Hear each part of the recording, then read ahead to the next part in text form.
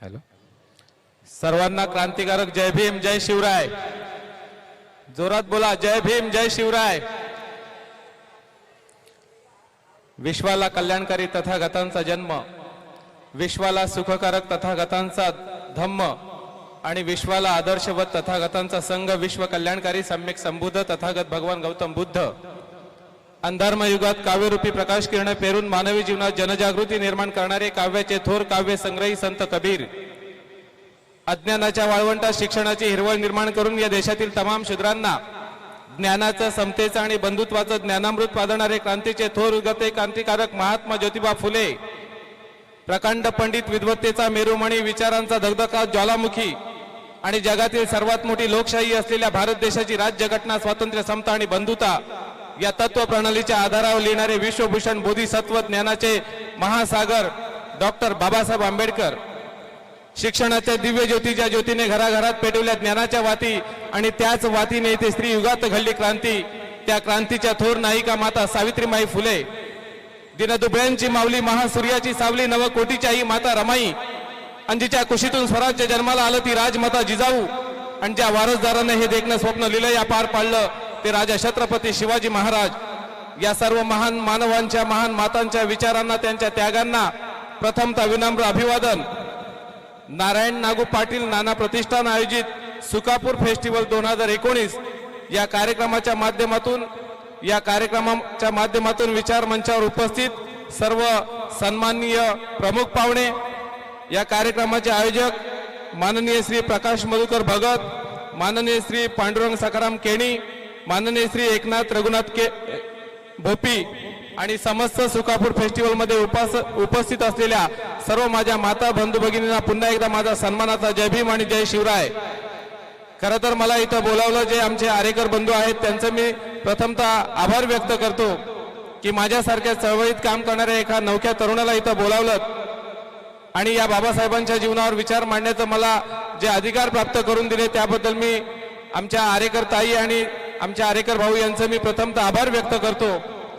आणि सुकापूर फेस्टिवल मध्ये या कार्यक्रमाचं आयोजन केलं म्हणजे फेस्टिवल म्हटलं की फक्त आनंदाची उधळण असते, परंतु या आनंदाच्या उधळणीमध्ये प्रबोधनाचे रंग भरून हा कार्यक्रम खऱ्या अर्थानं अभूतपूर्व असा घडवला.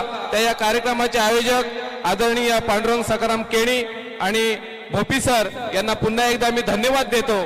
कारण महाराष्ट्रामध्ये अनेक ठिकाणी फेस्टिवल निर्माण होतात आणि त्या फेस्टिवलच्या माध्यमातून अनेक परंपरा आपण जोपासत असतो, परंतु माझ्या माहितीप्रमाणे अशी पहिलीच परंपरा इथे या सुकापूर फेस्टिवलच्या माध्यमातून आयोजित केली, जी महापुरुषांच्या विचारांचं प्रबोधन पेरण्याचं काम खऱ्या अर्थानं सुकापूर फेस्टिवलच्या माध्यमातून आपण सर्वजण करीत आहात. आणि मी धन्यवाद देतो या भोपी सरांना आणि पांडुरंग सखाराम केणी आणि प्रकाश भगत सरांना. कारण मी आल्याच्या नंतर पाहिलं, कार्यक्रमाचे आयोजक असतात, फेस्टिवल सारख्या कार्यक्रमाचे जे आयोजक असतात ते आयोजक खऱ्या अर्थानं संपूर्ण कार्यक्रमच त्यांचा असतो, त्याच्यामुळे त्यांची जी मानसिकता असते ती वेगळी असते. परंतु इथल्या आयोजकांची जी मानसिकता आणि त्यांचा जो आविर्भाव होता, अतिशय नम्रपणा त्यांच्या चेहऱ्यावर मला दिसत होता.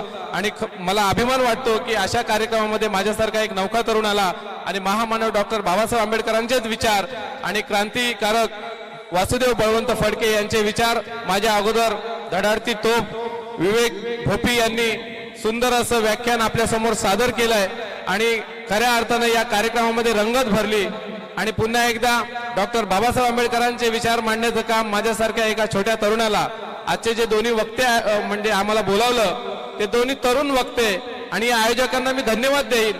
कारण खऱ्या अर्थानं महाराष्ट्र ही प्रबोधनाची परंपरा महाराष्ट्रामध्ये आहे, क्रांतिकारक चळवळीची परंपरा या महाराष्ट्राला लागलेली आहे. त्या क्रांतिकारक प्रबोधनाच्या चळवळीमध्ये आमच्यासारख्या नवख्या तरुणांना आपण संधी दिलीत, त्याबद्दल पुन्हा एकदा धन्यवाद. महामानवांचे विचार, जसं आता भोपी सरांनी सांगितलं की महामानव हे कोणत्या जाती धर्माचे नसतात, तर ते एका मानवी प्रबोधनाच्या विचारातून निर्माण झालेले महामानव असतात. परंतु या महाराष्ट्राचं दुर्दैव म्हणावं लागेल की या महाराष्ट्रामध्ये जे जे महामानव जन्माला आले, जे जे महापुरुष जन्माला आले, ते प्रत्येक महापुरुष एकेका जातीमध्ये अडकून पडले. आणि म्हणूनच आपल्यासारख्या तरुणांना आज खऱ्या अर्थानं गरज आहे ती या महापुरुषांना या जातीतून बाहेर काढण्याची, आणि ते जातीतून बाहेर काढण्याचं काम सुकापूर फेस्टिवलने केलेलं आहे. मला आनंद वाटतो, अभिमान वाटतो, गौरव वाटतो आपल्या कर्तृत्वाचा. कारण इथे आल्याच्या नंतर सर्व जाती धर्माची लोक, सर्व संप्रदायाची लोक इथे या सुकापूर फेस्टिवलमध्ये काम करीत आहेत आणि सन्मानानं काम करीत आहेत. याचा मला सार्थ अभिमान वाटतो. पक्षभेद, जातीभेद, सर्व भेद विसरून खऱ्या अर्थानं प्रबोधनाची नांदी घुमवण्याचं काम सुकापूर फेस्टिवलमध्ये या महापुरुषांच्या विचारांच्या माध्यमातून इथल्या आयोजकांनी केलं. त्याबद्दल त्यांना मी धन्यवाद देतो. डॉक्टर बाबासाहेब आंबेडकर म्हटलं की संकुचित विचार प्रत्येकाच्या मनामध्ये निर्माण होतो. कारण डॉक्टर बाबासाहेब आंबेडकरांच्या जन्मापासून मरणापर्यंत, डॉक्टर बाबासाहेब आंबेडकरांच्या जन्मापासून त्यांच्या महापरिनिर्वाणानंतर सुद्धा, आताच्या काळात सुद्धा डॉक्टर बाबासाहेब आंबेडकर म्हटलं की काही लोकांचे चेहरे पडलेले वाटतात. परंतु खऱ्या अर्थानं आगरी समाज आणि डॉक्टर बाबासाहेब आंबेडकर यांचं जे नातं आहे, ते नातं खऱ्या अर्थानं या फेस्टिवलच्या माध्यमातून पुन्हा एकदा आपल्याला पाहायला मिळतं. डॉक्टर बाबासाहेब आंबेडकरांचं कार्य, डॉक्टर बाबासाहेब आंबेडकर म्हणजे नक्की कोण? तर प्रत्येक मानवी मनाला अपेक्षित परिवर्तन आणि बदल निर्माण घडवून देणारे महापुरुष म्हणजे डॉक्टर बाबासाहेब आंबेडकर. इथल्या व्यवस्थेला व्यवस्थेविरुद्ध बंड पुकारून समस्त मानव जातीला, प्रत्येक जाती धर्माच्या माणसाला माणूस म्हणून जगण्याचा अधिकार निर्माण करून देणारे डॉक्टर बाबासाहेब आंबेडकर. खऱ्या अर्थानं तुम्ही आम्ही आज समजून घेतलं पाहिजे. जसं आजच्या माझ्या अगोदरच्या वक्त्यांनी सांगितलं की इथले महापुरुष जर समजून घ्यायचे असतील तर पहिल्यांदा आपल्याला जातीची बंधनं तोडावी लागतील. कारण महापुरुषांचे विचार आज तुम्हाला कोणत्याही दुकानामध्ये, कोणत्याही क्षेत्रामध्ये तुम्ही जाल, कोणतीही वस्तू एखादी खरेदी करू शकाल, परंतु खऱ्या अर्थानं जर तुम्हाला संस्कार कुठल्या दुकानामध्ये मिळणार नाहीत. आणि ते संस्कार मिळण्याचं एकमेव ठिकाण म्हणजे महामानवांचे, महापुरुषांचे विचार, आणि ते संस्कार पेरण्याचं काम आजच्या या फेस्टिवलच्या माध्यमातून आपण करीत आहात. आणि हे केलं पाहिजे. खऱ्या अर्थानं डॉक्टर बाबासाहेब आंबेडकरांचा जर विचार आपल्याला समजून घ्यायचा असेल, डॉक्टर बाबासाहेब आंबेडकर आपल्याला समजून घ्यायचं असेल, तर डॉक्टर बाबासाहेब आंबेडकर म्हटलं की बौद्ध धर्माची दीक्षा, दलितांचे उद्धार करते डॉक्टर बाबासाहेब, एवढाच विचार इथल्या भारत देशाला आणि इथल्या महाराष्ट्रातल्या असलेल्या समस्त जाती धर्माच्या लोकांना कळतो. परंतु डॉक्टर बाबासाहेब आंबेडकर बौद्ध समाजाच्या व्यतिरिक्त, डॉक्टर बाबासाहेब आंबेडकर दलितांच्या व्यतिरिक्त जर आपण खऱ्या अर्थानं डॉक्टर बाबासाहेब आंबेडकरांची जीवनशैली पडताळून पाहिली तर इथल्या समस्त हिंदू धर्म असेल, समस्त जाती धर्माच्या लोकांना वाटेल की डॉक्टर बाबासाहेब आंबेडकर आमचे शत्रू नव्हते, तर डॉक्टर बाबासाहेब आंबेडकर आमचे उद्धार करते होते.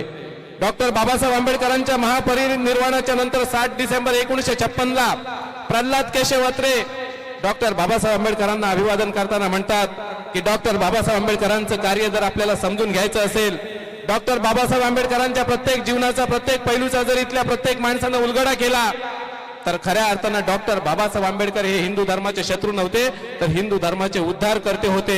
हे आपल्याला पाहायला मिळेल. हे असं मी नव्हे तर 1956 प्रल्हाद केशव अत्रे 7 डिसेंबर 1956 त्यांच्या दैनिकामधून अभिवादन करताना डॉक्टर बाबासाहेब आंबेडकरांना म्हणतात.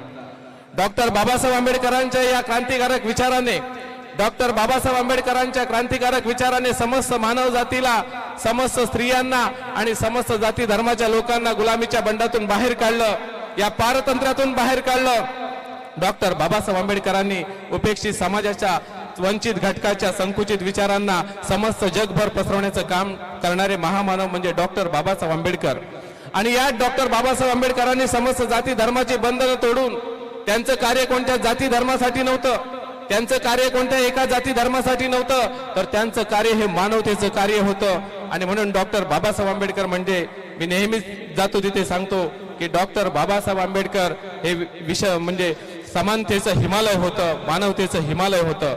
डॉक्टर बाबासाहेब आंबेडकरांचं जे कार्य आहे, डॉक्टर बाबासाहेब आंबेडकरांचे विचार जे आहेत ते राष्ट्र निर्माणाचे विचार आहेत. आधुनिक भारताचे निर्माते म्हणून डॉक्टर बाबासाहेब आंबेडकरांचे विचार आपण समजून घेतले पाहिजे. डॉक्टर बाबासाहेब आंबेडकरांनी या देशाची सगळ्यात मोठी जे आपल्याला कार्य केलेलं आहे, आपण सगळेजण नेहमीच म्हणतो की आधुनिक भारताचे शिल्पकार, घटनेचे शिल्पकार डॉक्टर बाबासाहेब आंबेडकर, परंतु त्या घटनेमध्ये डॉक्टर बाबासाहेब आंबेडकरांनी केलेलं महत्वाचं जर कार्य कोणतं असेल, या देशाला दिलेली अनमोल देणगी कोणती असेल, तर त्यांनी दिलेली भारताची राज्यघटना ही देशाला दिलेला अनमोल ठेवा आहे. डॉक्टर बाबासाहेब आंबेडकरांच्या अमाप कर्तृत्वाचा, डॉक्टर बाबासाहेब आंबेडकरांच्या अपार करुणेचा हा मानवतेचा ठेवा संविधानाच्या माध्यमातून तुम्हा आम्हाला डॉक्टर बाबासाहेब आंबेडकरांनी दिला. काय सांगतं आपलं संविधान? आज प्रत्येक ठिकाणी बाबासाहेबांचे विचार, महापुरुषांचे विचार पेरले जातात, परंतु ते विचार पेरत असताना, ते विचार आचरणात आणत असताना आपण कोणत्या पद्धतीने जात आहोत ते कळणं फार गरजेचं आहे. थोर विचारवंत मॅझिनी असं म्हणतो की तुम्ही मनुष्याला ठार मारू शकता परंतु माणसाच्या विचारांना ठार मारू शकत नाही. परंतु विश्वभूषण डॉक्टर बाबासाहेब आंबेडकर मॅझिनीच्या या वर्तनाला खोडून टाकताना म्हणतात की ज्याप्रमाणे तुम्ही मनुष्याला ठार मारू शकता त्याप्रमाणे तुम्ही माणसाच्या विचारांना सुद्धा ठार मारू शकता. डॉक्टर बाबासाहेब आंबेडकर उदाहरण देऊन स्पष्ट करतात की ज्याप्रमाणे एखाद्या रोपट्याच्या वाढीला त्याच्या पाण्याची गरज असते त्याप्रमाणे महामानवांच्या विचाराला त्यांच्या वाढीला प्रचाराची आणि प्रसाराची गरज असते आणि ती गरज खऱ्या अर्थानं तुम्ही आम्ही ओळखली पाहिजे आणि डॉक्टर बाबासाहेब आंबेडकरांचे विचार जनमानसात रुजवले पाहिजे. डॉक्टर बाबासाहेब आंबेडकरांचे कोणते विचार जनमानसात रुजवले पाहिजे. डॉक्टर बाबासाहेब आंबेडकरांनी बौद्ध धम्माची तर दीक्षा घेतलीच, तथाकथित दलित अस्पृश्य समाजाला या गुलामीच्या पारतंत्र्यातून बाहेर काढलंच, परंतु 18 पगड जातीला ओबीसी एससी एसटी समस्त बहुजन वर्गाला डॉक्टर बाबासाहेब आंबेडकरांनी मानव मुक्तीचा लढा दिलाय. डॉक्टर बाबासाहेब आंबेडकरांचं या देशामध्ये असलेलं महत्वाचं कार्य म्हणजे आज माझ्या तमाम इथे स्त्री वर्ग इथे डॉक्टर बाबासाहेब आंबेडकरांनी सगळ्यात मोठे उपकार जर कोणावर केले असतील, डॉक्टर बाबासाहेब आंबेडकरांचे सगळ्यात मोठे उपकार हिंदू समाजावर आणि हिंदू समाजातील सवर्ण स्त्रियांवर डॉक्टर बाबासाहेब आंबेडकरांचे सगळ्यात मोठे उपकार आहेत. डॉक्टर बाबासाहेब आंबेडकरांचे सर्वात मोठे उपकार हिंदू समाजावर आणि हिंदू समाजातील सवर्ण स्त्रियांवर आहेत. आज माझ्या माता भगिनी इथे बसलेल्या आहेत. आज इथे आलेल्या प्रमुख वक्त्या पाहिल्या, अनेक जिल्हा परिषद सदस्य, पंचायत समिती सदस्य. मी असं का म्हणालो डॉक्टर बाबासाहेब आंबेडकरांचे उपकार हिंदू समाजावर आणि हिंदू समाजातील सवर्ण स्त्रियांवर आहेत की डॉक्टर बाबासाहेब आंबेडकरांच्या या संविधान निर्माणाच्या अगोदरच्या काळामध्ये जर आपण पाहिलं तर इथल्या स्त्रीला फक्त चूल आणि मूल असाच अधिकार दिलेला होता. इथल्या धर्मग्रंथाने या स्त्रीची कुसंबना केली होती. इथल्या स्त्रीला शिक्षणाचा अधिकार नव्हता. इथल्या एससी बहुजन आदिवासी वर्गाला शिक्षणाचा अधिकार नव्हता, संपत्ती बाळगण्याचा अधिकार नव्हता, आपली धनसंपत्ती शस्त्र बाळगण्याचा अधिकार नव्हता. आणि म्हणून डॉक्टर बाबासाहेब आंबेडकरांच्या या संविधानाच्या निर्मितीनंतर खऱ्या अर्थानं इथल्या स्त्रीला शिक्षणाचा अधिकार मिळाला. कायद्याने डॉक्टर बाबासाहेब आंबेडकरांनी इथल्या स्त्रीला शिक्षणाचा अधिकार दिला आणि म्हणूनच सुजाता मनोहर हायकोर्टाच्या न्यायमूर्ती झाल्या, शर्वरी गोखले कलेक्टर झाल्या, मीरा बोरवणकर अत्युच्च पोलीस अधिकारी झाल्या आणि प्रतिभाताई पाटील या देशाच्या पहिल्या महिला राष्ट्रपती झाल्या. ही देण आहे डॉक्टर बाबासाहेब आंबेडकरांच्या संविधानाची. आणि म्हणून माझ्या बंधू भगिनींनो, डॉक्टर बाबासाहेब आंबेडकर फक्त दलितांचे आणि बौद्धांचे उद्धार करते ही संकुचित वृत्ती आपण प्रत्येकानं बाजूला ठेवून डॉक्टर बाबासाहेब आंबेडकरांनी निर्माण केलेलं हे संविधान आणि त्या संविधानामुळे मिळालेले अधिकार प्रत्येकानं आपण समजून घेतले पाहिजे. इथल्या माझ्या माता भगिनीने, सर्व जाती धर्माच्या माता भगिनीने महात्मा ज्योतिबा फुले, सावित्रीबाई फुले, माता जिजाई, माता रमाई, छत्रपती शिवाजी महाराज या महामानवांचे विचार प्रत्येकानं आपण समजून घेतले पाहिजे. कारण हे महामानव तुमच्या आमच्यासाठी झगडले आहेत. तुमच्या आमच्यासाठी वैचारिक लढा, आपल्या स्वतःच्या घरावर नांगर फिरून तुमची आमची घरं टोले जंग इमारतीमध्ये यावीत म्हणून यांनी स्वतःच्या घरावर नांगर फिरवला आणि तुमची आमची घरं उभी केली. म्हणून या महापुरुषांचे विचार आपण जिवंत ठेवले पाहिजेत.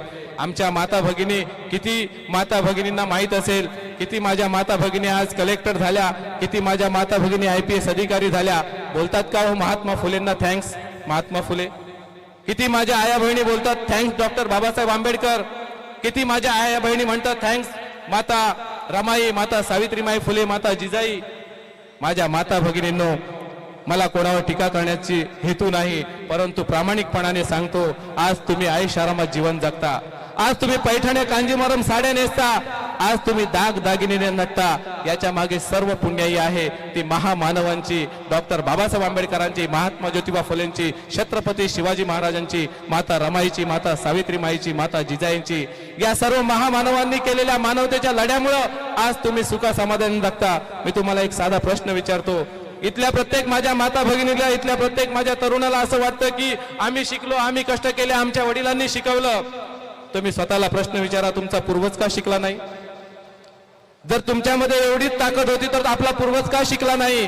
कारण त्यावेळी शिक्षणाची दारं बंद होती. या महामानवाने मानवतेचा लढा दिला, समानतेचा लढा दिला आणि खऱ्या अर्थानं राज्यघटनेद्वारे डॉक्टर बाबासाहेब आंबेडकरांनी, ज्योतिराव फुल्यांनी जी कुदळ मारली, ती कुदळ मारल्याच्या नंतर ज्या इमारतीचा पाया रचला, त्या इमारतीवर कळस बांधण्याचं काम डॉक्टर बाबासाहेब आंबेडकरांनी संविधानाच्या माध्यमातून केलं. आणि इथल्या प्रत्येक शोषित, पीडित समस्त स्त्री वर्गाला आणि बहुजन वर्गाला शिक्षणाचे अधिकार कायद्याद्वारे निर्माण केले आणि इथला बहुजन शिकू लागला. इथला जो बहुजन अनेक वर्ष बंदिस्त पिंजऱ्यामध्ये जखडला होता, त्या बहुजनाला बाहेर काढून या बहुजनाच्या वस्तीमध्ये खऱ्या अर्थानं मानवतेचा आणि समानतेचा प्रकाश डॉक्टर बाबासाहेब आंबेडकर नावाच्या महासूर्याच्या रूपानं तुम्हा आम्हाला मिळाला. आणि म्हणून आज आम्ही जे मुके होते ते बोलू लागले, जे आंधळे होते ते पाहू लागले, जे आंधळे होते ते पाहू लागले, जे मुके होते ते बोलू लागले आणि जे अपंग होते ते चालू लागले. ही महान कार्याची पुण्याई आहे डॉक्टर बाबासाहेब आंबेडकरांनी दिलेल्या संविधानाची. मला कधी कधी असं वाटतं की खऱ्या अर्थानं जसं त्या सरांनी सांगितलं की प्रत्येक जण प्रत्येक महापुरुषाचा फोटो, म्हणजे आम्ही बौद्ध आहोत तर आमच्या घरामध्ये, पण आमचं बौद्धांचं एक बरं आहे, आमच्या घरामध्ये छत्रपती शिवाजी महाराज सुद्धा असतात, महात्मा ज्योतिबा फुले सुद्धा असतात आणि डॉक्टर बाबासाहेब आंबेडकर सुद्धा असतात. आपण प्रत्येकाने हे महापुरुषांचे फोटो आपल्या घरामध्ये लावात, परंतु त्या महापुरुषांचे विचार सुद्धा आपण अंमलात आणले पाहिजे. आज खऱ्या अर्थानं सर्व जाती धर्माची लोक इथे एकत्रित असताना डॉक्टर बाबासाहेब आंबेडकर असतील, छत्रपती शिवाजी महाराज असतील, वासुदेव बळवंत फडके असतील, या महापुरुषांच्या विचारानं महापुरुषांना अभिप्रेत असलेला समाज घडवण्याचं कार्य आपण इथे करीत आहोत आणि या कार्याला अजिबात तोड नाही. खऱ्या अर्थानं या कार्याचा मला गौरव करा असं वाटतो. डॉक्टर बाबासाहेब आंबेडकरांनी राष्ट्र निर्माणाचं कार्य केलं. डॉक्टर बाबासाहेब आंबेडकरांचे राष्ट्र निर्माणाचे विचार जर इथल्या राज्यकर्त्यांनी आज देखील अंमलात आणले तर खऱ्या अर्थानं हा भारत या जगामध्ये उज्ज्वल झाल्याशिवाय राहणार नाही. कारण डॉक्टर बाबासाहेब आंबेडकर हे दूरदृष्टी असलेले नेते होते. डॉक्टर बाबासाहेब आंबेडकरांच्या बुद्धिमत्तेचा, अपार करुणेचा, अद्भुत असा नयनरम्य नजराणा जो डॉक्टर बाबासाहेब आंबेडकरांनी पेश केला तो नजराणा होता डॉक्टर बाबासाहेब आंबेडकरांनी लिहिलेलं Hindu code bill. Hindu code bill कोणासाठी लिहिलं होतं डॉक्टर बाबासाहेब आंबेडकरांनी? हिंदू कोड बिल कोणासाठी लिहिलं होतं डॉक्टर बाबासाहेब आंबेडकरांनी? काय होतं हिंदू कोड बिल मध्ये? आणि इथल्या त्यावेळच्या राज्यकर्त्यांनी हिंदू कोड बिल नाकारलं आणि हिंदू कोड बिल पास झालं नाही. म्हणून माझ्या समस्त माता भगिनींनो लक्षात ठेवा, माझ्या समस्त माता भगिनींनो लक्षात ठेवा, तुमच्यासाठी हिंदू कोड बिल पास झालं नाही म्हणून या देशाच्या कायदेमंत्री पदाचा राजीनामा देणारे या देशामध्ये एकमेव मंत्री होऊन गेले ते म्हणजे डॉक्टर बाबासाहेब आंबेडकर. आज कोणत्या राज्यकर्त्याची धमक आहे का? आपल्या समाजाच्या मागण्या मान्य झाल्या नाही म्हणून मंत्रिपदावर लात मारण्याची कोणाची धमक आहे का? इतके माझे महामानव डॉक्टर बाबासाहेब आंबेडकर ग्रेट होते. कारण हिंदू कोड बिल मध्ये, हिंदू कोड बिल मध्ये माझ्या माता भगिनींना अधिकार दिला होता, हिंदू सवर्ण स्त्रियांना अधिकार दिला होता. काय हिंदू कोड बिल मध्ये अधिकार? आज माझ्या माता भगिनी इथे बसलेल्या आहेत. हिंदू कोड बिल मध्ये डॉक्टर बाबासाहेब आंबेडकरांनी जी बिल पास ऍक्ट तयार केले होते ते कायदे होते हिंदू कोड बिलामध्ये. इथल्या माझ्या माता भगिनीला पुरुष म्हणून डॉक्टर बाबासाहेब आंबेडकरांनी कदाचित आमच्यावर अन्याय केला असेल, परंतु माझ्या माता भगिनींनो इथल्या समस्त स्त्री वर्गाला डॉक्टर बाबासाहेब आंबेडकरांनी मालामाल बनवून टाकलंय. आणि तुम्हाला कशा अर्थाने मालामाल बनवलं तर आम्हाला पुरुषांना फक्त वडिलांच्या संपत्तीत अधिकार म्हणजे वडिलांच्या संपत्तीमध्ये हक्क आहे, परंतु इथल्या माझ्या माता भगिनीला वडिलांच्या संपत्तीत सुद्धा हक्क आणि नवऱ्याच्या संपत्तीत सुद्धा हक्क तुम्हाला डॉक्टर बाबासाहेब आंबेडकरांनी हिंदू कोड बिलाच्या माध्यमातून हे हक्क मिळवून दिले. कोणाच्या माध्यमातून? हिंदू कोड बिलाच्या माध्यमातून. इथल्या माझ्या हिंदू सवर्ण स्त्रियांना नवरा 7 जन्मी तोच नवरा, मग तो कितीही उचापती करणारा असला तरी तोच मला पती पाहिजे अशी इथल्या प्रतिगाम्यांनी, इथल्या मनोवाद्यांनी व्यवस्था निर्माण करून ठेवली होती. परंतु डॉक्टर बाबासाहेब आंबेडकरांनी लिहिलेल्या हिंदू कोड बिलामुळं माझ्या इथल्या हिंदू सवर्ण समस्त स्त्रियांना जर नवरा बेवडा असेल, जर नवरा दारुड्या असेल, जर नवरा विकृत असेल तर तुम्हाला घटस्फोट घेऊन तुमचा संसार सुखाचा करण्याचा सुद्धा अधिकार हिंदू कोड बिलामध्ये दिलेला होता. आणि माझ्या माता भगिनींनो, समस्त माझ्या माता भगिनींनो लक्षात घ्या, हिंदू कोड बिलामुळे तुम्हाला दत्तक विधान करता येत होतं. हिंदू कोड बिलामुळे इथली समस्त स्त्री सक्षम झाली होती, स्वावलंबी झाली होती आणि इथल्या त्या काळच्या मनुवादी लोकांना परवडलं नाही म्हणून हिंदू कोड बिल त्यांनी नाकारलं. पुढे पुढे हिंदू कोड बिलातले काही कायदे सरकारने पास केले आणि त्याच कायद्याच्या आधारावर आज आमच्या या समाजातल्या ज्या स्त्रिया आज अभिमानाने प्रत्येक क्षेत्रात मध्ये उत्तुंग भरारी मारतायत त्याचं मूर्तिमंत उदाहरण म्हणजे डॉक्टर बाबासाहेब आंबेडकरांनी लिहिलेलं हिंदू कोड बिल. माझ्या माता भगिनींनो, मी का नेहमी म्हणतो की डॉक्टर बाबासाहेब आंबेडकर हे स्त्रियांचेच कायवारी होते, याच्यावर का ठाम आहे की डॉक्टर बाबासाहेब आंबेडकर ज्या कोणी माझ्या माता भगिनी सरकारी सेवेमध्ये आमच्या गावी बघा, कामाला जर पुरुष आणि आमच्या गावामध्ये एक प्रथा आहे, पुरुष आणि स्त्री जर कामाला बोलावली नवरा आणि बायको तर नवऱ्याला 500 रुपये देतात आणि बायकोला 250 रुपये देतात. परंतु डॉक्टर बाबासाहेब आंबेडकरांच्या या संविधानाने वाईसरावच्या मंत्रिमंडळामध्ये डॉक्टर बाबासाहेब आंबेडकर 1942 ते 1946च्या कालावधीमध्ये वाईसरावच्या मंत्रिमंडळामध्ये डॉक्टर बाबासाहेब आंबेडकर मजूर मंत्री असताना डॉक्टर बाबासाहेब आंबेडकरांनी एक कायदा पास केला. किती लोकांना माहिती आहे? डॉक्टर बाबासाहेब आंबेडकरांनी कायदा पास केला की समान वेतनाचा कायदा, स्त्री पुरुष समानता. म्हणजे सरकारी सेवेमध्ये आता तुम्ही प्रायव्हेटमध्ये काम करत असाल तर वेगळं, पण सरकारी सेवेत काम करत असाल तर पुरुष आणि स्त्रियांना समान वेतनाचा कायदा आहे. कुठल्या क्लार्क पुरुषला 20,000 पगार आहे आणि कुठल्या क्लार्क स्त्रीला 18,000 पगार आहे असं कुठे दिसतं का आपल्याला? हा स्त्री पुरुष समानतेचा कायदा. इथल्या प्रतिगाम्यांनी डॉक्टर बाबासाहेब आंबेडकरांनी व्हाईसरावच्या मंत्रिमंडळामध्ये काय मजूर मंत्री असताना, कामगार मंत्री असताना एक कायदा केला. इथल्या माझ्या समस्त स्त्री वर्गाच्या उदयाला म्हणजे मातृत्वाला दाद देण्यासाठी डॉक्टर बाबासाहेब आंबेडकरांनी कोणता कायदा केला? आज आमची काम करणारी स्त्री, आज आमची सरकारी सेवेतली स्त्री जर गरोदर राहिली, जर नैसर्गिकरित्या ती गरोदर राहिली तर तिला 6 महिन्याची मॅटर्निटी होम रजा मिळते. ती रजा कोणी दिली?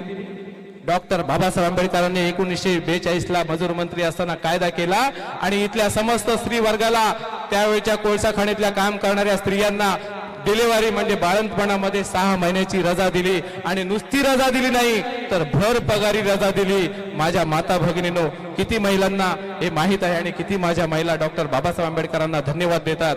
आपण त्यांचे फायदे घेतो. डॉक्टर बाबासाहेब आंबेडकरांचे हे विचार जर आपण कदाचित वाचले तर नक्कीच डॉक्टर बाबासाहेब आंबेडकर आपल्याला कळतील. परंतु आम्ही डॉक्टर बाबासाहेब आंबेडकर कोणते वाचतो? आमच्या मनावर एवढंच बिंबवलेलं आहे की डॉक्टर बाबासाहेब आंबेडकर म्हणजे दलितांचे उद्धार करते डॉक्टर बाबासाहेब आंबेडकर. आमच्या मनावर एवढंच बिंबवलेलं आहे की बौद्धांचे उद्धार करते म्हणजे डॉक्टर बाबासाहेब आंबेडकर. आमच्या मनावर एवढंच बिंबवलेलं आहे की हिंदू धर्माचा त्याग करून बौद्ध धर्माचा स्वीकार करणारे आणि हिंदूंना तुच्छ मानणारे डॉक्टर बाबासाहेब आंबेडकर. परंतु डॉक्टर बाबासाहेब आंबेडकर हे कोणत्या धर्माच्या विरोधात नव्हते. डॉक्टर बाबासाहेब आंबेडकर हे कोणत्या धर्माच्या विरोधात नव्हते, तर डॉक्टर बाबासाहेब आंबेडकर हे व्यवस्थेच्या विरोधात होते. डॉक्टर बाबासाहेब आंबेडकरांना देशामध्ये अनेक लोक असं म्हणतात की डॉक्टर बाबासाहेब आंबेडकरांचा या देशाच्या स्वातंत्र्यासाठी काहीच फायदा नाही. परंतु माझ्या बांधवांनो, डॉक्टर बाबासाहेब आंबेडकरांनी या देशाचं संविधान लिहिलं आणि डॉक्टर बाबासाहेब आंबेडकरांनी या देशामध्ये पहिलं स्वातंत्र्यासाठी जर कोणी मागणी केली असेल तर डॉक्टर बाबासाहेब आंबेडकरांनी, फक्त डॉक्टर बाबासाहेबांनी एक अट टाकली. डॉक्टर बाबासाहेबांना स्वातंत्र्य कोणतं पाहिजे होतं? डॉक्टर बाबासाहेब आंबेडकरांचं म्हणणं होतं की अरे आपण सगळे एक असू, या देशामध्ये उच्च नीचता नसेल, समानता असेल तर स्वातंत्र्य केव्हाही मिळेल. परंतु नुसतं असं स्वातंत्र्य काय कामाचं? देशामध्ये अस्पृश्यता ढिगभर वाढलेली आहे, देशामध्ये असमानता ढिगभर वाढलेली आहे आणि अशी असमानता, अशी अस्पृश्यता वाढलेली असताना स्वातंत्र्य काय कामाचं? म्हणून डॉक्टर बाबासाहेब आंबेडकरांना पहिल्यांदा मानवतेचं स्वातंत्र्य निर्माण करायचं होतं. आणि तरी सुद्धा डॉक्टर बाबासाहेब आंबेडकरांनी या देशावर जे अनंत उपकार केले, डॉक्टर बाबासाहेब आंबेडकरांनी या देशावर अनंत उपकार केले ते म्हणजे भारताचं संविधान लिहून. आणि डॉक्टर बाबासाहेब आंबेडकरांनी तुम्हा आम्हाला खऱ्या अर्थानं नेहमीच, म्हणजे जसं आता आपले आगरी कोळी बांधव इथे जास्त प्रमाणात आहेत, त्या आगरी कोळी बांधवांचा आणि डॉक्टर बाबासाहेब आंबेडकरांच्या चळवळीचा फार मोठा घनिष्ठ संबंध आहे. जसं सरांनी सांगितलं की आपण सगळ्यांनी एक होऊन या महापुरुषांचे विचार पुढे न्यायचे आहेत, या महापुरुषांची चळवळ पुढे न्यायची आहे. जर तुम्ही आम्ही सगळे एक झालो, विचारानं एक झालो, कारण राज्यघटनेने आपल्याला प्रत्येकाला, बाबासाहेबांनी बघा, बाबासाहेब जर कोणत्या धर्माच्या विरोधात असते तर राज्यघटनेमध्ये डॉक्टर बाबासाहेब आंबेडकरांनी कोणत्याच धर्माचं स्वातंत्र्य तुम्हाला दिलं नसतं. परंतु अभिव्यक्ती स्वातंत्र्य डॉक्टर बाबासाहेब आंबेडकरांनी निर्माण केलं आणि प्रत्येकाला त्याचा धर्म पाळण्याचा राज्यघटनेमध्ये नोंद करून ठेवली. प्रत्येकाला आपल्या धर्माबद्दल आदर बाळगण्याचं राज्यघटनेमध्ये त्यांनी नमूद केलेलं आहे. आणि असं असताना सुद्धा डॉक्टर बाबासाहेब आंबेडकरांबद्दल अनेक अफवा पसरवल्या जातात.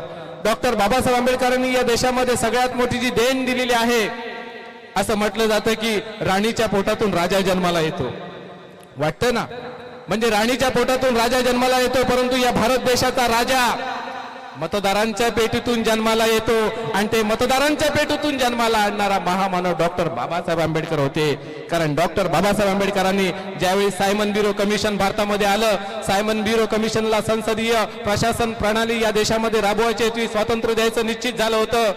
आणि सायमन ब्युरो कमिशन भारतामध्ये आल्याच्या नंतर या देशातील सर्व सुशिक्षित तरुणांचे, क्रांतिकारकांचे इंटरव्ह्यू घेण्यात आले. एकाही क्रांतिकारकाने किंवा एकाही महामानवाने असं कधी सांगितलं नाही की आम्हाला मतदानाचा अधिकार पाहिजे.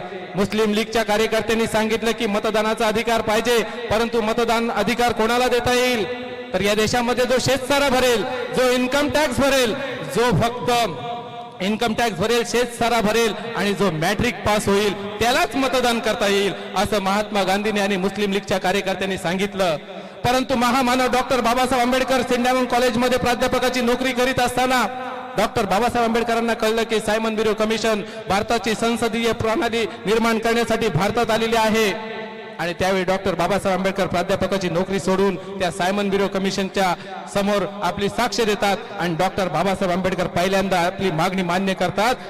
त्यांना ठणकावून सांगतात की ज्या व्यवस्थेने आम्हाला नोकरी दिली नाही तर आम्ही इन्कम टॅक्स कुठून भरणार, ज्या व्यवस्थेने आम्हाला जमिनी दिल्या नाही तर आम्ही शेतसारा कुठून भरणार, आणि ज्या व्यवस्थेने आम्हाला जमिनी दिल्या नाही तर आम्ही शेतसारा कुठून भरणार, नोकरी नाही तर आम्ही टॅक्स कुठून भरणार. आणि म्हणून डॉक्टर बाबासाहेब आंबेडकर म्हणतात की समान म्हणजे इथले जी लोक गरीब आहेत, जी लोक अशिक्षित आहेत ते त्यांचा दोष नसून इथल्या व्यवस्थेचा दोष आहे. म्हणून सायमन ब्युरो कमिशनला त्यांनी ठणकावून सांगितलं, जर माझ्या या भारत देशामधल्या प्रत्येक राहणाऱ्या प्रौढ मतदाराला ज्याला 21 वर्ष पूर्ण असतील त्याला प्रत्येकाला मतदानाचा अधिकार पाहिजे, मताधिकार पाहिजे असं डॉक्टर बाबासाहेब आंबेडकरांनी 1919ला ठणकावून सांगितलं. आणि 1932ला ती मागणी पास झाली आणि खऱ्या अर्थानं मतदाराच्या पेटीतून इथला राजा जन्माला घातला. असं म्हटलं जातं की या देशाचे आपण खऱ्या अर्थानं 7 बाऱ्यावर या देशाचे आपलं नाव आहे. जे 80 कोटी मतदार आहेत ते मतदार या देशाचे राजे आहेत. त्या 7 बाऱ्यावर आपलं सगळ्यांचं नाव आहे. ज्याचं मतदान यादीमध्ये नाव आहे त्याचं या देशाच्या 7 बाऱ्यावर नाव आहे. आणि हे देशाच्या 7 बाऱ्यावर तुमचं नाव टाकणारे महामानव डॉक्टर बाबासाहेब आंबेडकर होते. आणि म्हणून माझ्या माता भगिनींनो, आपण प्रत्येकानं समजून घ्या, जर 10वी पास फक्त त्यावेळची जर मागणी मान्य झाली असती, 10वी पास असणाऱ्या माणसाला मतदान अधिकार करता येईल, मॅट्रिक पास झालेल्या माणसाला फक्त मताधिकार बजावता येईल, फक्त शेतसारा भरणाऱ्या गरीब म्हणजे श्रीमंत लोकांनीच मतदार केलं असतं आणि इथल्या 2% लोकांनी या देशाचा राजा निवडला असता आणि इथले 98% लोक गुलाम राहिले असते. आणि म्हणून तुमच्या माझ्या सर्वांच्या अगदी अभिमानाने मी ताठ मानेने सांगेन की डॉक्टर बाबासाहेब आंबेडकरांनी आम्हाला मतदानाच्या पेटीद्वारे राजा बनवून टाकलंय. एक तुम्हाला किस्सा सांगेन. डॉक्टर बाबासाहेब आंबेडकरांचे त्यांचे सहकारी होते नानकचंद रत्तू. डॉक्टर बाबासाहेब आंबेडकरांची ही मागणी मान्य झाल्याच्या नंतर म्हणजे मताधिकार किती महत्वाचा आहे. आपल्याला असं वाटतं की जायचं बटन दाबायचं तेवढं सोपं नाही. मतदान त्याला आपण म्हणतो, पण घटनेमध्ये मताधिकार, तुम्ही तुमच्या मताचा अधिकार बजवायचा आहे. आपण म्हणतो मतदान दान नाही करायचंय, आपलं मत दान नाही करायचंय, तर आपल्या मताचा अधिकार बजावण्याचा संविधानाने मान्य केलेलं आहे. नानकचंद रत्तू डॉक्टर बाबासाहेब आंबेडकर ज्यावेळी ही मागणी मान्य झाली आणि 21 वर्ष प्रौढ मतदान, ज्या माणसाला 21 वर्ष पूर्ण आहेत त्या माणसाला मताधिकार प्राप्त झाला, त्यावेळी डॉक्टर बाबासाहेब आंबेडकर आपल्या घरामध्ये असेच फेरी मारत होते. आणि फेरी मारताना नानकचंद रत्तूने पाहिलं, त्यांचे जे सेवक होते त्यांनी पाहिलं की आज कधी नव्हे तर डॉक्टर बाबासाहेब आंबेडकरांच्या चेहऱ्यावर एवढं हास्य आहे, त्यांच्या चेहऱ्यावर एवढं स्मित हास्य पहिल्यांदाच त्यांनी पाहिलं. तेव्हा नानकचंद रत्तू म्हणतात, बाबासाहेब आज तुम्ही एवढे खुश का? बाबासाहेब तुम्ही आज एवढे खुश का? डॉक्टर बाबासाहेब आंबेडकर नानकचंद रत्तूला काय सांगतात की मी एवढा खुश का आहे, तर या देशाचे राजे आज रस्त्यावर आलेले आहेत, या देशाचे राजे आज रस्त्यावर आलेले आहेत. नानकचंद रत्तू म्हणतो मग तुम्ही एवढे खुश का? आणि डॉक्टर बाबासाहेब आंबेडकर पुढे त्याला सांगतात की या रस्त्यावरचे जे लोक आहेत ते या देशाचे आज राजे मी बनवले आहेत. एवढी महानता या मताधिकारामध्ये होती, एवढी महान. म्हणून डॉक्टर बाबासाहेब आंबेडकर सांगतात की तुमच्या मताला मीठ आणि मिरचीची किंमत देऊ नका, तर ती महान अशी किंमत तुमच्या मताला डॉक्टर बाबासाहेब आंबेडकरांनी दिलेली आहे. म्हणून डॉक्टर बाबासाहेब आंबेडकरांचे विचार पेरीत असताना, डॉक्टर बाबासाहेब आंबेडकर समजून सांगताना खऱ्या अर्थानं आज या फेस्टिवलच्या माध्यमातून उशीर खूप होतोय, परंतु जाता जाता तुम्हाला एवढंच सांगेन की डॉक्टर बाबासाहेब आंबेडकर जन्मभर डॉक्टर बाबासाहेब आंबेडकरांना म्हणजे डॉक्टर बाबासाहेब आंबेडकरांचं विलोभनीय वैशिष्ट्य म्हणजे जन्मभर त्यांच्यावर अन्याय झाला. डॉक्टर बाबासाहेब आंबेडकरांवर जन्मभर अन्याय झाला तरी त्यांनी अन्याय करणाऱ्यांना जन्मभर न्याय दिला. जन्मभर त्यांना विषमतेचं हलाल प्यावं लागलं तरी त्यांना विषमतेचं हलाल दिलं, त्यांनी त्यांना समतेचं अमृत पाजलं. डॉक्टर बाबासाहेब आंबेडकरांनी जन्मभर आपल्याला न्याय दिला आणि ज्यांनी ज्यांनी त्यांच्यावर अन्याय केला त्यांनी समानतेची वागणूक दिली. येशू ख्रिस्त आपल्या मारेकऱ्यांबद्दल म्हणाला, येशू ख्रिस्त आपल्या मारेकऱ्यांबद्दल म्हणाला, हे देवा ते काय करतायत त्यांना माहित नाही, त्यांना क्षमा कर. परंतु डॉक्टर बाबासाहेब आंबेडकर येशूच्याही पुढे जाऊन म्हणाले की मला जे छळतायत, आम्हाला जे छळतायत ते काय करीत आहेत हे त्यांना समजत आहे, पण तथापि मी समतेचा आणि सुधारणेचा अमृत कळश त्यांच्याही हाती देणार आहे.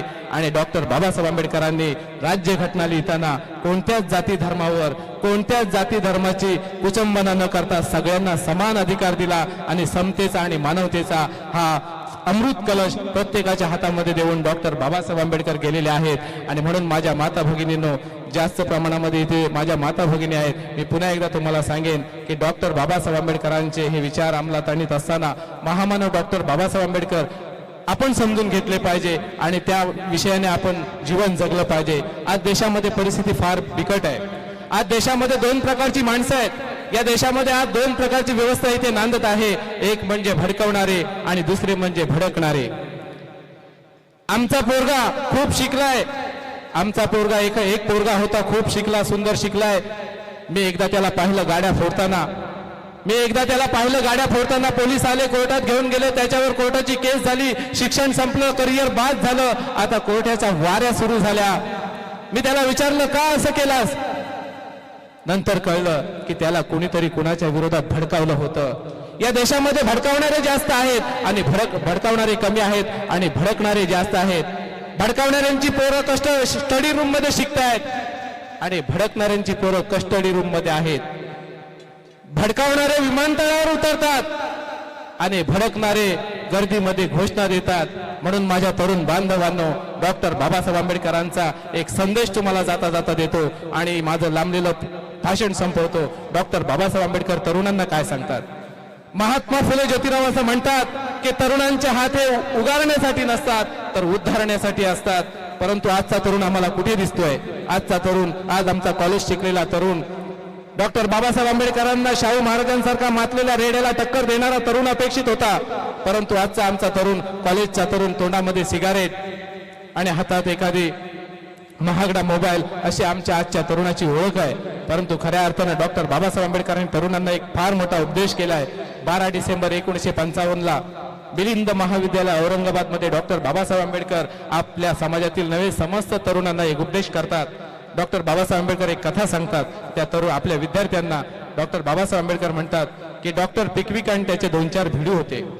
डॉक्टर पिकविक आणि त्यांचे 2-4 भिडू होते. तो डॉक्टर पिकविक आपल्या भिडूंना म्हणाला की चला मी तुम्हाला एखाद्या गावात नेतो आणि तुम्हाला त्या गावची जत्रा दाखवतो. त्याचे भिडू, त्याचे सहकारी त्या गावामध्ये गेले. त्या गावामध्ये राहण्यासाठी त्यांनी 2-4 खोल्या भाड्याने घेतल्या आणि अशा 2-4 खोल्या भाड्याने घेतल्याच्या नंतर डॉक्टर पिकविकच्या कंपनीतला सॅम म्युलर नावाचा पोरगा त्याची सेवा करण्यासाठी त्याच्याजवळ राहिला. सॅम म्युलर त्याच्याजवळ राहतो. त्या गावामध्ये जे खोली भाड्याने घेतलेली असते त्या गावामध्ये त्यावेळी इलेक्शनची धामधूम असते. त्या गावामध्ये इलेक्शन असतं आणि त्या इलेक्शनच्या धामधूममुळे सॅम म्युलर आपल्या बेडवर झोपलेला आहे आणि तो सॅम म्युलर नावाचा पोरगा त्याची सेवा करण्यासाठी जो आहे, त्या इलेक्शनच्या धामधूममुळे बाहेर घोषणांची आतषबाजी झालेली असते. तो सॅम म्युलर सतत दरवाजा उघडतो आणि तो जमाव पाहण्याचा प्रयत्न करतो. दरवाजा उघडायचा बंद करायचा एवढ्यात डॉक्टर पिकविकचं त्याच्यावर लक्ष जातं आणि डॉक्टर पिकविक त्याला विचारतो, what are you doing there? तू तिथे काय करत आहेस? तो सॅम म्युलर त्याला सांगतो की there is a big crowd sir. Sir तिथे मोठा जमाव आहे. मग त्यावेळी सॅम म्युलरला पुन्हा एकदा डॉक्टर पिकविक थोडा राग देतो आणि दरवाजा बंद करायला सांगतो. पुन्हा त्या सॅम म्युलरची धडपड चालू असते. त्यावेळी डॉक्टर पिकविक येतो आणि त्या सॅम म्युलरला म्हणतो की go with bigger crowd, not with little one. जा त्या मोठ्या जमावासोबत जा, छोट्या जमावासोबत जाऊ नको आणि तो जमाव जिकडे जाईल तिकडे जा. परंतु डॉक्टर बाबासाहेब आंबेडकर आपल्या विद्यार्थ्यांना काय सांगतात की तुम्ही अशा प्रकारच्या जमावामागे जाऊ नका.